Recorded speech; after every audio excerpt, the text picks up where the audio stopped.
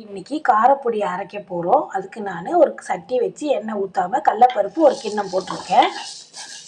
இதை அப்படியே பொன் கலரில் வறுக்கலாம். இது கூட உளுந்த பருப்பையும் நம்ம சேர்த்துக்கலாம். வரமிளகா எடுத்து வச்சுருக்கேன் காரத்துக்கு தகுந்த மாதிரி. கூட கருவேப்பிலை காய வச்சுருக்கேன், அது எடுத்துக்கலாம். கருவேப்பிலை நல்லா மொறுன்னு வர்ற வரைக்கும் நம்ம அப்படி பரட்டிக்கிட்டே இருந்தோம்னா பொடி ரொம்ப நாள் நம்ம ஸ்டோர் பண்ணி வைக்கலாம்.